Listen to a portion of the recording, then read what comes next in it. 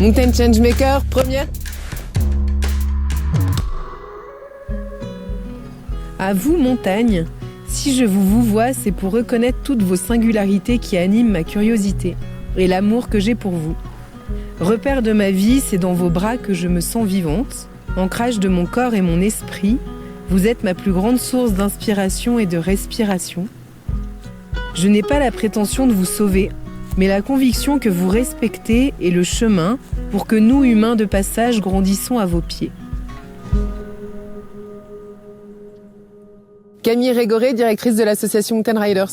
Je suis, on va dire, originaire des Alpes, de l'Isère principalement. J'ai fait une école de commerce avec l'intention d'avoir plusieurs cordes à mon arc et de pouvoir développer des projets au service de cette montagne que j'aimais tant. Ça a été, depuis gamine, un lieu où, en tout cas, je m'y sentais bien. Depuis peut-être même adolescente, je suis assez touchée par l'injustice. Très vite, en fait, j'ai orienté toutes mes expériences dans plutôt le secteur de l'économie sociale et solidaire, en me disant qu'en fait, un autre monde, clairement, était possible. Je crois que c'est des utopies qui m'animent encore aujourd'hui.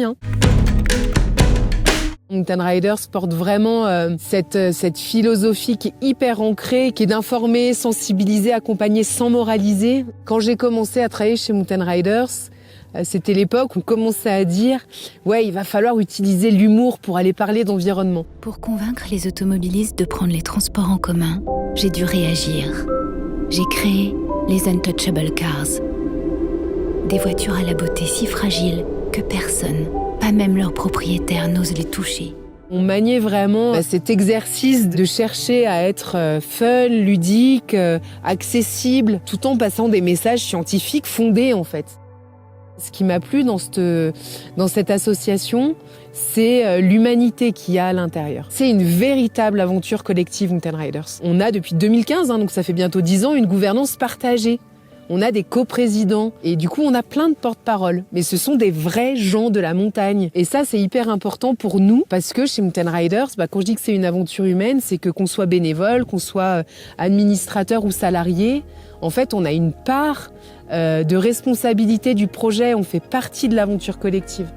Et ça je crois que c'est ce qui m'a le plus touchée chez Mountain Riders et surtout c'est là où j'ai senti qu'il y avait du potentiel et que j'ai pu vraiment moi aussi m'exprimer là-dedans et soutenir à fond cette gouvernance partagée et aujourd'hui avoir une vraie dynamique collective. Je pense que j'ai vraiment pris conscience de ce qui se passait en termes d'enjeux environnementaux et climatiques, en fait, quand j'ai commencé à les étudier. C'est vraiment là où j'ai commencé à lire, où on commençait aussi à avoir de l'information, des chiffres sur, à l'époque, du coup, les effets de la mondialisation. Et je pense que c'est à ce moment-là que j'ai vraiment pris conscience de l'ampleur du sujet. Je vais pas me mentir, j'ai bien kiffé. Été, hiver, monter, descendre, n'importe quand, n'importe comment. J'ai pensé à rien, j'ai profité de tout, je me suis amusée, j'ai accumulé toujours plus, des souvenirs à l'appel, avec un plaisir sans limite. C'était l'insouciance. Je viens d'une famille de gens de la terre, de paysans. J'ai grandi dehors et du coup, je pense que oui, j'avais une sensibilité gamine. Mais la vérité, c'est que c'est que plus tard que j'ai vraiment conscientisé par des chiffres et des faits scientifiques ce qui était en train de se passer. Ça fait effectivement quelques 13-14 ans que je suis chez Mountain Riders et que je suis au cœur de ces sujets-là et que j'y trouve de l'énergie parce qu'en fait je vois des choses bouger, avancer et que accompagner ces dynamiques humaines en fait c'est passionnant et que effectivement ça prend de l'énergie mais en fait on en reçoit aussi. Pendant longtemps quand même on a porté nos projets à bout de bras avec 3 fois rien comme moyen, mais on n'a pas lâché. Et aujourd'hui, il y a une forme de reconnaissance qui arrive et de légitimité qui fait du bien aussi et qui donne du courage, en tout cas de l'énergie pour continuer. Ça, c'est important. Et donc là, on est dans une phase où effectivement, on a plutôt un bon accueil de l'écosystème et des projets qui donnent envie aux acteurs de se bouger. Donc en fait, bien sûr que ça donne de l'énergie. Et puis c'est surtout que tous les jours, on mesure des changements. Ça, c'est ce qui nous arrête pas, au contraire. On espère que demain, ça fasse des petits sur le comité de massif du Jura, des Vosges, des Pyrénées, du Massif central. Mais déjà, c'est un premier pas dans ce comité de massif des Alpes qui est là pour créer un espace de discussion et de concertation avec tous les acteurs de la montagne dans leur diversité. C'est pas du tout qu'une entrée touristique. On a l'agriculture qui est présente et on y traite tous les sujets. Et l'objectif de ce comité, c'est de prendre soin du massif. C'est un espace de préservation. C'est un espace aussi où on va ensemble travailler à l'adaptation au changement climatique. C'est un des enjeux forts de ce nouveau mandat. Et je crois qu'aujourd'hui, on a vraiment de l'expérience à partager et qu'on a encore plus, je pense, notre posture et notre position du faire ensemble, du faire avec, de cultiver le désaccord, la nuance, en tout cas ce qui est qu'on est Mountain Riders.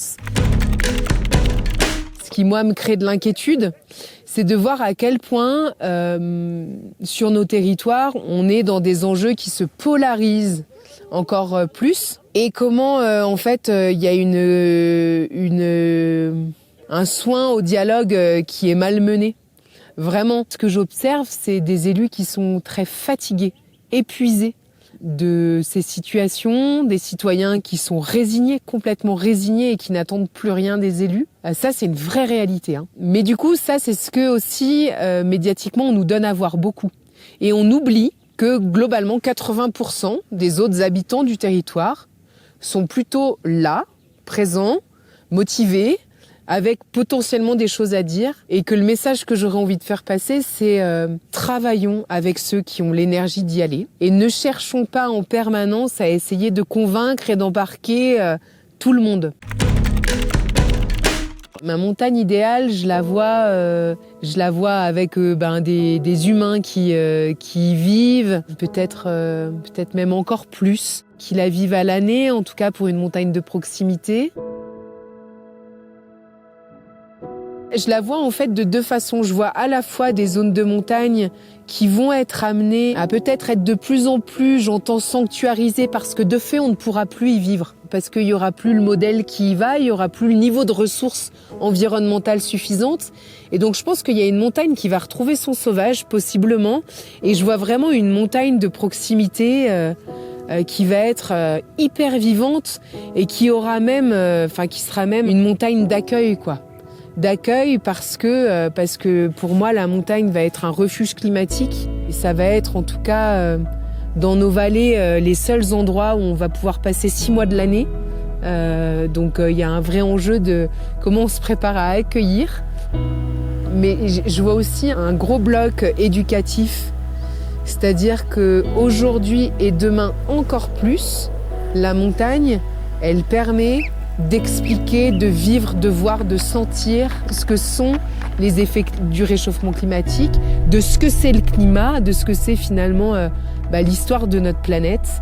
Et là, je prêche pour ma paroisse, mais en tout cas, cette vision, c'est que ça devienne encore plus des destinations et des territoires éducatifs, clairement. T'es optimiste ? Ouais, je suis optimiste, ouais.